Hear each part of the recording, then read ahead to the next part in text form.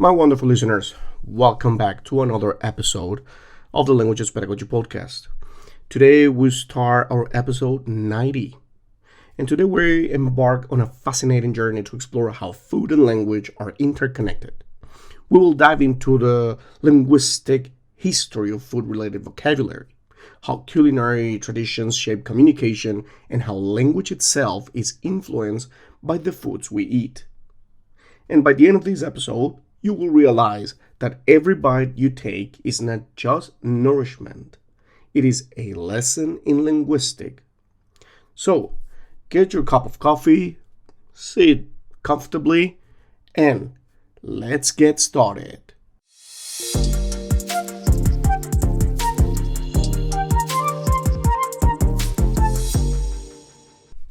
Food is more than just sustenance.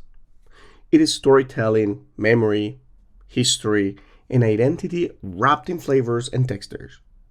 Every dish carries within it the echoes of migration, trade, colonization, and cultural fusion. But beyond its taste and aroma, food also carries a profound linguistic significance. Language, much like cuisine, evolves with time, adapting to the influences of globalization, technological advances, and cultural exchange. So, the way we speak about food says a lot about how we view the world. Across languages, food metaphors and idiomatic expressions are deeply embedded in everyday communication. These expressions reveal cultural values, historical influences, and even humor. For example, in English we say someone is the big cheese to refer to an important person. This phrase originates from the 19th century British use of cheese to mean something excellent or top tier. Meanwhile, in Chinese, there is a common phrase, 吃苦 or 吃苦, which translates to eating bitterness, meaning to endure hardships. The connection between food and resilience is strong in cultures where scarcity was once a reality. Other food-related idioms from around the world include, for example, in French, mettre son grain de sel, literally to add one's grain of salt, means to give unsolicited advice. From Spanish now, ser pan comido, literally to be eaten bread, means something is very easy, similar to the English piece of cake. These expressions highlight how food, a universal necessity, becomes a vehicle for expressing emotions, experiences, and wisdom in different cultures. Now, throughout history, food has traveled across continents, and with it, language has evolved. The names of dishes and ingredients often carry clues about their origins, trade routes, and cultural influences. Take pasta, for example. Many believe pasta is uniquely Italian. Yet, historical evidence points to the Arab introduction of dried noodles to Sicily during the Middle Ages. The word macaroni itself likely originates from the Greek makaria, a term used for a barely broth dish. Similarly, coffee has an interesting linguistic journey. The word comes from the Arabic kahwa, which transformed into kahve in Turkish before reaching Europe as café in French and Spanish, or café or café in German, and coffee in English. Interesting, right? Another example is chocolate. The word chocolate, this one is really interesting because this one doesn't come actually from the Spanish, but this one actually comes from a language called Nahuatl or Nahuatl term, which is Hocuatl, used by the Aztec to describe a bitter cocoa drink.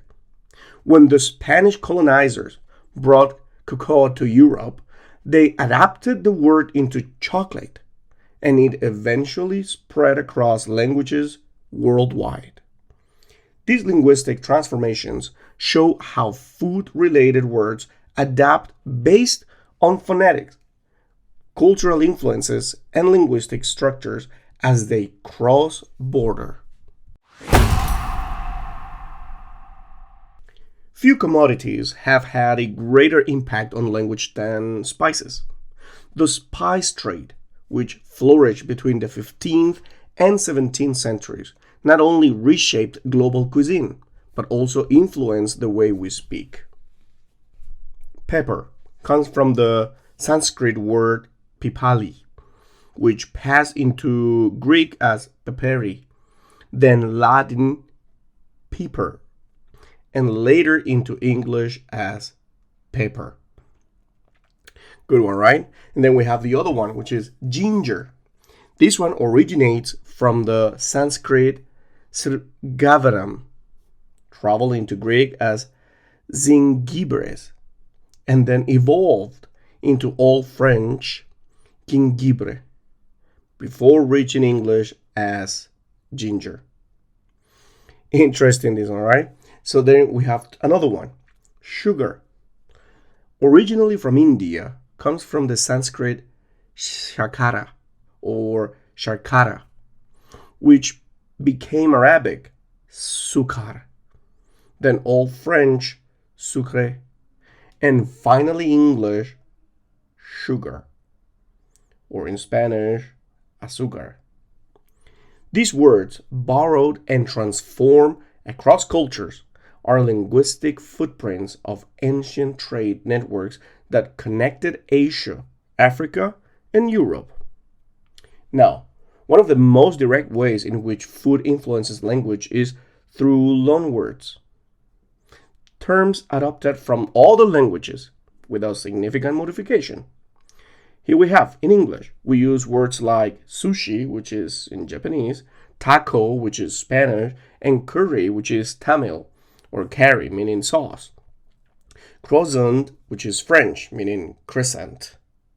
Even in Chinese, English loanwords related to food have entered modern usage, such as Hambao, meaning hamburger, taken from the German city Hamburg.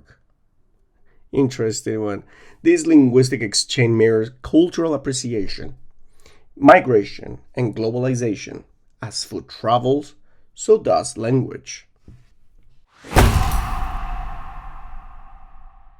Interestingly, the way food is named across languages follows certain patterns.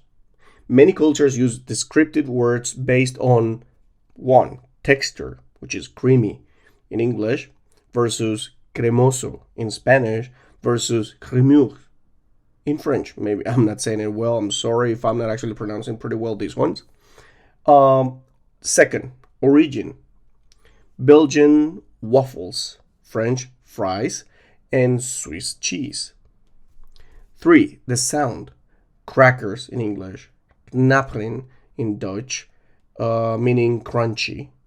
4. Cooking methods.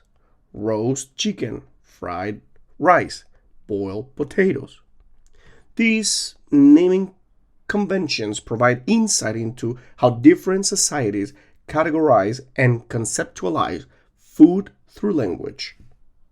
Now, food is not just about nourishment, it is also deeply tied to religion, ethics, and identity.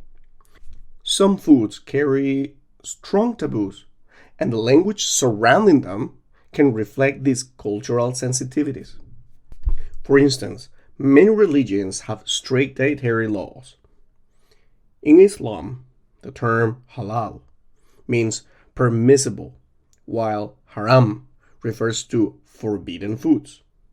Judaism, kosher, foods follow Jewish dietary laws, and the Hebrew word trif refers to non-kosher foods. In Hinduism, many Hindus avoid beef, as the cow is sacred. The word ahimsa, meaning non-violence, plays a role in vegetarianism. These religious and cultural taboos influence not only what people eat, but also how they speak about food. And before we head into the final part of this episode, I just want to let you know that come to pay a visit to MikeEnglishOnline.com. We have tons of resources for your daily learning or teaching. Also, if you're looking for some professional development, we got many topics that for sure you're really interested in. What about strategies? How can you apply them in the classroom? Psychological perspective and how to manage students with certain bad behavior. All right, we got this one. So if you're interested in this and evolve as a teacher and keep learning and be better, join us. We got tons of materials and we are ready to help you succeed in the classroom.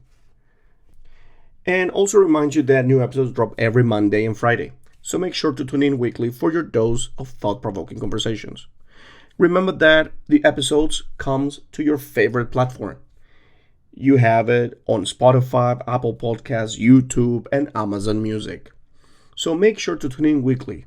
All right? Come here, pay a visit, subscribe, rate, and follow us for more.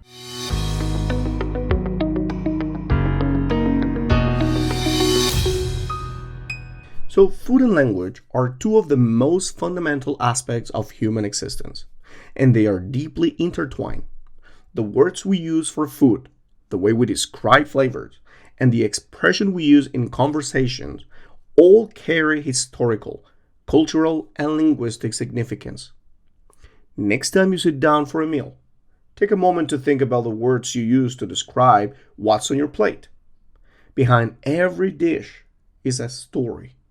And behind every word is a journey, one that spans centuries, continents, and cultures. So whether you're savoring a cappuccino, enjoying a croissant, or indulging in dim sum, remember, you're not just eating food, you're tasting history and speaking its language. Languages connect us, but food brings us together. And as I always say, keep exploring, keep learning, and keep savoring the linguistic flavors of our world.